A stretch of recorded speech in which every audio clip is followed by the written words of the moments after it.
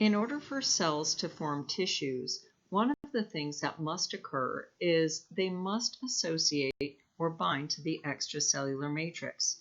Let's look at some of the main components of this ECM. Just like the intracellular environment is very densely packed, so is the extracellular environment. Each of the sort of solid gray areas in this diagram, this electron micrograph, is a cell, and you can see that these cells are surrounded by a dense scaffold of proteins that make up the ECM. All of the empty spaces in a live cell would not actually be empty. There would be other extracellular matrix components filling these what appear to be empty spaces. Main components of the ECM include proteoglycans, fibrous proteins, and glycoproteins. Proteoglycans are relatively small proteins, and I say relatively because the size of the protein is small relative to the amount of carbohydrate that's added to the protein. Common proteoglycans include the large proteoglycan hyaluronic, perlecan, decarin, and aggrecan. Each of these is a small protein represented by the green component, and to that protein, a large amount of carbohydrate, complex carbohydrate and simple carbohydrate, is added. Proteoglycans are the portions of the extracellular matrix that serve as filler. In the previous electron micrograph, those empty spaces would have been filled in a live tissue with proteoglycan. Preparation of the tissue for electron microscopy removes the proteoglycans so they appear as empty spaces. Examples of fibrous proteins are a couple of different collagens shown here. Collagens form the structure of the extracellular matrix. They are very rigid and are sort of the extracellular scaffold on which everything else is built.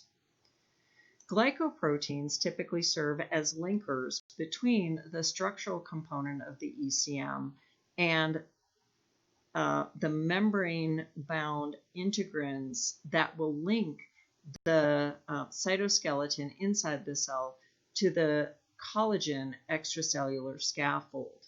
Examples of glycoproteins include laminin, nitogen, and fibronectin.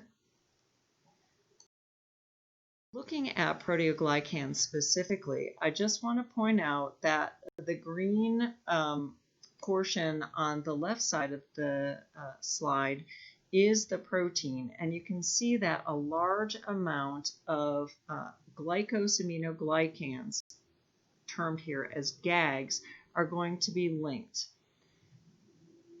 The protein portion of proteoglycans represents a very small part in the overall weight of a proteoglycan. It's the carbohydrate component, specifically the glycosaminoglycan component, that makes up the largest part of a proteoglycan.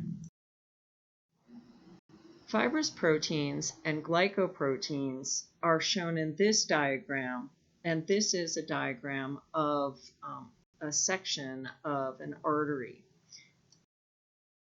Collagen is the most abundant protein in animals. It makes up somewhere around 30% of all of the weight of animals.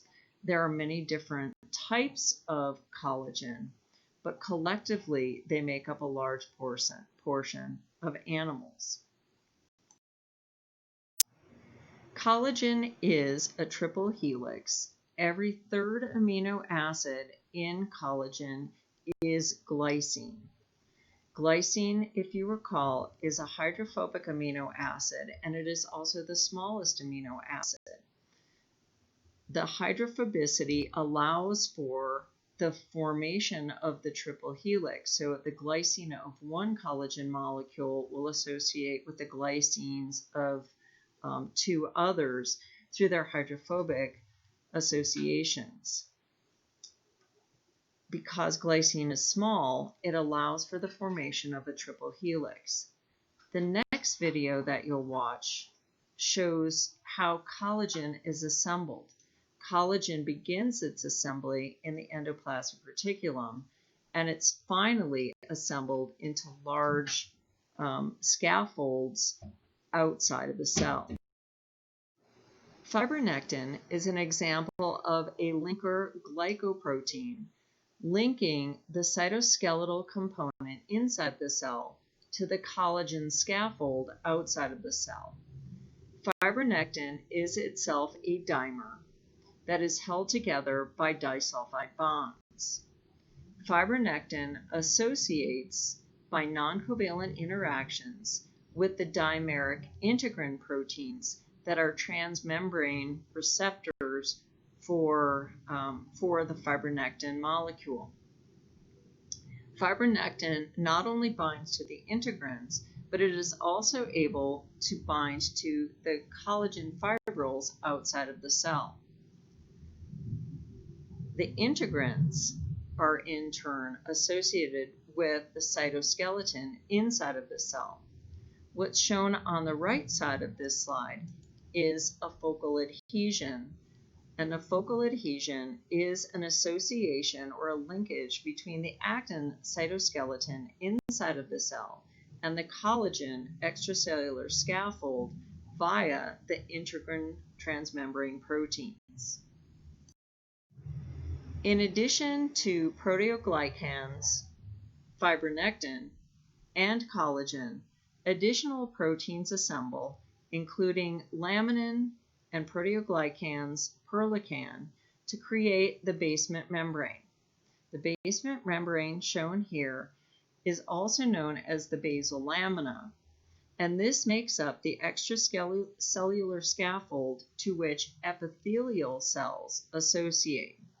The gray region on the bottom of this image represents the plasma membrane, specifically the basal surface, the basolateral surface of the plasma membrane of epithelial cells.